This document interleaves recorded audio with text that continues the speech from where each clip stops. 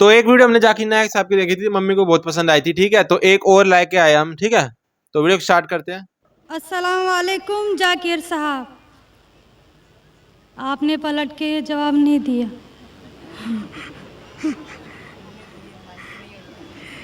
जी, मेरा नाम रेणुका है। वालेकुम अस्सलाम वरहमतुल्लाहि वबरकातुहू। जी सर, मेरा नाम रेणुका है और मैं एक महाराष्ट्रियन परिवार से हूँ। सर, मेरा सवाल ये है, मैंने सबके सामने इस्लाम कबूल नहीं किया है और मैंने पिछले 2 साल पहले से ही नमाज़ पढ़ना और रोज़े रखना चालू किया, खुद ही अपने मन से ही। तो मैं ये चाहती हूँ कि आप सबके सामने मुझे इस्लाम कबूल करवाएं, ये मेरी आपसे गुजारिश है। और मेरा ये सवाल है कि मैं एक महाराष्ट्रियन परिवार से होने की वजह से जो सभी नॉन मुस्लिम के दिल में होगा जिन्होंने इस्लाम कबूल किया, वो ये है कि मेरे घर पे जो बुत परस्ती हो रही है उसे कैसे रोकूं और उससे कैसे बचूं, और मेरे साथ मेरे माँ बाप को कैसे समझाऊं कि खुदा एक है। बहन माशाल्लाह 2 साल से इस्लाम का मुताला कर रही है जी, और उसे यकीन हो चुका है कि इस्लाम सही मज़हब है और वो इस्लाम कबूल करना चाहती है। बहन, मैं आपसे पूछना चाहता हूँ कि कोई शख्स आप पर ज़बरदस्ती कर रहा है इस्लाम कबूल करने के लिए? नहीं। कोई आप पे दबाव है? नहीं। तो वो पूछ रहे हैं पहले दबाव या प्रेशर? नहीं। आप अपने मन से कबूल करना चाहते हैं? जी। आप मानते हैं कि खुदा एक है? जी। आप मानते हैं कि खुदा के अलावा किसी और की इबादत नहीं करना चाहिए? जी। आप मानते हैं कि मोहम्मद सल्लल्लाहु अलैहि वसल्लम इस खुदा के आखिरी पैगंबर है? जी। बेशक।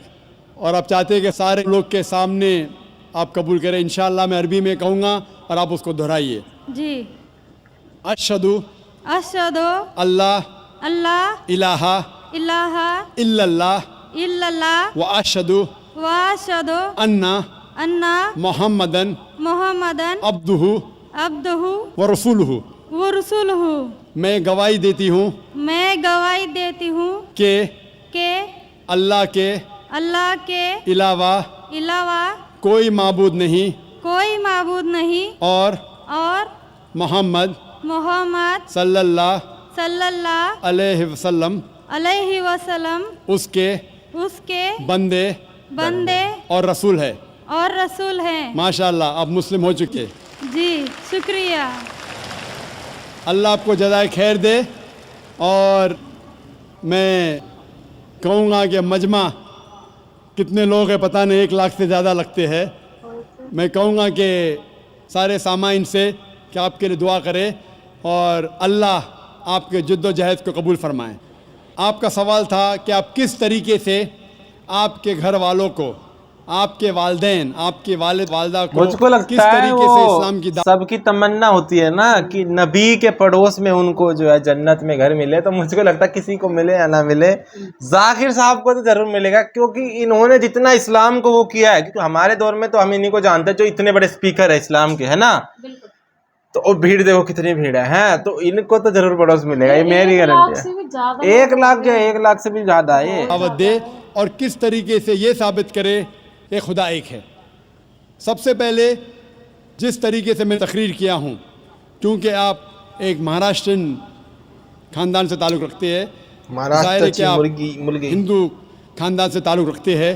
आप अगर मेरी कैसेट सुनेंगे, similarities between Islam and Hinduism, इस्लाम और हिंदू धर्म में यकसानियत, मैं कहूँगा वॉलंटियर से कि मेरी तरफ से आपको एक तोहफ़ा दे। आप उस DVD को देखिए और वो DVD का मुताला करने के बाद आपके वालिदैन, आपके घर वालों से ये कहो कि आप जो यकसा है हिंदुइज़्म और इस्लाम में, उसके ऊपर कम से कम अमल करो और इंशाअल्लाह अल्लाह सुब्हानहू व तआला आपके घर वालों को हिदायत देगा। मेरी यह आपसे इल्तिजा है कि आप जब इस्लाम कबूल करती है उसके बाद आपके घर वालों को एहसास दिलाओ कि आप और बेहतर इंसान बन चुकी है। अगर आप जो कुछ आपके वालिदैन कहते हैं आप उनकी सारी बातों पे अमल करो, सिर्फ वो बात शिर्क छोड़ के जो अल्लाह और अल्लाह के रसूल के खिलाफ है, जो कुरान और सही हदीस के खिलाफ है। इसके अलावा जो भी बातें, जो भी हुक्म आपके वालिदैन आपसे करते हैं आप उसका पालन करो।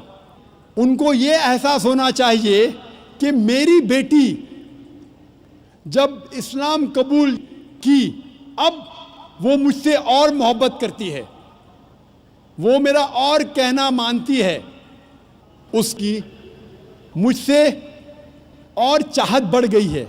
क्योंकि इस्लाम में है कि माँ के पैर के नीचे जन्नत है।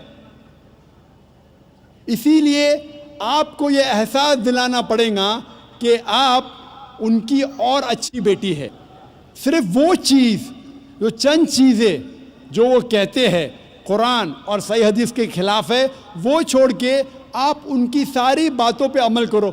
चाहे आपको मुश्किल हो, मिसाल के तौर पे आपको पसंद है पीला पहनना, वो कहते हैं नीला पहनो, तो आप नीला पहनो, क्योंकि नीला पहनना इस्लाम में हराम नहीं है।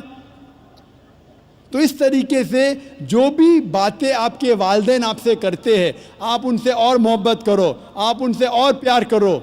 इस तरीके से उन्हें एहसास होना चाहिए कि ये नया धर्म, ये नया मज़हब जिसमें आप दाखिल हुए वो कहता है कि अपने वालिदैन का ख्याल रखो। जिस तरीके से कुरान मजीद में फरमाया सूरह इसरा में चैप्टर नंबर 17 में आयत नंबर 23 और 24 में कि अल्लाह सुब्हाना व तआला की इबादत के बाद आपको अपनी वालिदैन से मोहब्बत करना चाहिए। और अगर दोनों में से एक या दोनों वालिदैन अगर ज़ईफ़ हो जाते हैं आप उनके खिलाफ उफ तक मत कहो, लेकिन उनके साथ अच्छा बर्ताव करो और उनसे प्यार और मोहब्बत करो और अल्लाह सुब्हानहू तआला से दुआ करो कि मेरे वालिदैन को बरकत दे। और जिस तरीके से उनने बचपन में मेरा ख्याल रखा, ए खुदा आप इनका ख्याल रखो।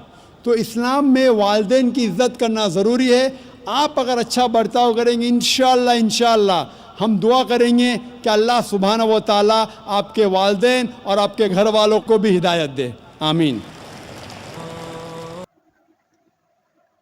वीडियो बहुत अच्छी थी, ठीक है। और जैसे इन्होंने समझाया वो भी बहुत अच्छा था ना, जो डाउट थे वो भी क्लियर कर दिया। बाकी जो इन्होंने मिसाल दी ना वो थोड़ी वैसी थी कि आपको पीला पहनना पसंद है और घर वाले ब्लू पहन गए। वो मैं कह रहा हूँ कोई किसी घर वाले को कोई मतलब नहीं, कोई है कौन सा कलर पहन रहे, तो मिसाल शायद ना इनको ऐसी मिसाल देनी चाहिए थी जो उनके प्रॉब्लम आ रही है। जैसे इनको मिसाल देनी चाहिए थी कि अगर आपके घर वालों को प्रॉब्लम है कि सबके सामने नमाज पढ़ रहे हो तो अपने अकेले कमरे में नमाज पढ़ लो, या फिर जैसे और अगर वो लोग नहीं खाते होगे, वैसे खाते ही है सब, मछली होगा चिकन होगा, अगर फिर भी घर वालों को प्रॉब्लम है तो बाहर खा लो या अपने रूम पे खा लो। तो ऐसी ही कुछ मिसाल देनी चाहिए थी ना, जो कि इस्लाम के उससे उनको प्रॉब्लम हो रही हो, है ना, इस्लाम के नजरिए में, हिंदुइज्म के नजरिए में। कपड़े का जो इन्होंने वो दिया एक मिसाल, वो तो मम्मी तने मेरे से कभी बोल लिया कि ये कपड़ा पहन तो ऐसा कुछ कपड़े का कुछ नहीं होता, ठीक है। बाकी यही है कि मानो उसको कि जिससे बड़ा कोई ना हो, और हमको जो बिलीव है कि हमने ठीक चुना है, तो उस अगर उसकी हम जो है दीन की दावत दे के पहले खुद पूरा समझ के तभी तो दे पाएंगे, तो वो जो दूसरे भी है वो समझेंगे। हैं तो मैं अभी अन्नू को मैं लेने गया था, ठीक है, अन्नू आई अपने घर से, तो कैब में हम आ रहे थे, तो वो जो थे वो 55 साल के थे, कोई बुजुर्ग थे और वो भी मुसलमान थे। तो ऐसे ही मैं बात कर रहा था, ठीक है, तो मैं उन्हें ऐसे ही पूछ लिया कि मैं आपको खलीफा पता है, बहुत लोगों को नहीं पता होते, तो वो बोले वो तो एक ही है। अब मैं समझ गया ये पैगंबर की बात कर रहे हैं, मैं कहा उनकी बात नहीं कर रहे हम, ठीक है, मैं बोल रहा हूँ खलीफा की। अब उनको खलीफा भी नहीं पता, उनको चारों में से एक भी खलीफा नहीं पता। तो ऐसे भी लोग हैं जिन्होंने पूरी उम्र गुजार दी और किताब नहीं पढ़ी। उनको एक तो पता है, ऐसे भी लोग हैं जिनको एक का भी नहीं पता। उनको जो एक पता है वो प्रॉफिट की बात कर रहे हैं। हाँ। वो खलीफा थोड़ी ना है, वो तो प्रॉफिट की बात कर रहे हो। तो ऐसे भी उनको लोग देख के हैं। लग नहीं रहा था ना कि वो मेरे को लग रहा है क्योंकि दाढ़ी उन्होंने रखी थी और टोपी पहनी थी और मूंछ उनकी ट्रिम जैसी होती है जाकिर साहब के जैसे ऐसी थी, तो मुझे लगा इनको बहुत नॉलेज होगी तो थोड़ा बहुत ये मुझे भी बता देंगे। मैं उनको भी नहीं थी, वो भी शायद वैसे ही नमाज पढ़ते होगे जैसे नॉर्मल जो मुसलमान पढ़ते हैं। अच्छी बात है कि आज की नौजवान लड़के लड़कियां भी सोच रहे हैं कि हम सत्य की खोज करें और सत्य पे चले। उसने भी सत्य की खोज करके ही इस्लाम को लिया। तो ये बहुत अच्छी बात है कि वे अपने में ही गुम नहीं हो रहे। आज के नौजवान वे भी खोज कर रहे हैं कि अल्लाह की, सत्य की। तो कितने अच्छे से समझा रहे थे और वो कितनी अच्छी लड़की है, मतलब कि किसी लड़के के चक्कर में आकर उसने वो कबूल नहीं करी। उसने पहले 2 साल पूरी रिसर्च करी है, उसके बाद वो कबूल कर रही है। वो चीज कितनी अच्छी है। नहीं तो आजकल जाकिर साहब पूछ रहे थे ना कि किसी हाँ। दबाव में तो नहीं कर रहे हो। तो वीडियो बहुत अच्छी थी। लाइक करना, कमेंट करना, सब्सक्राइब करना। बाय।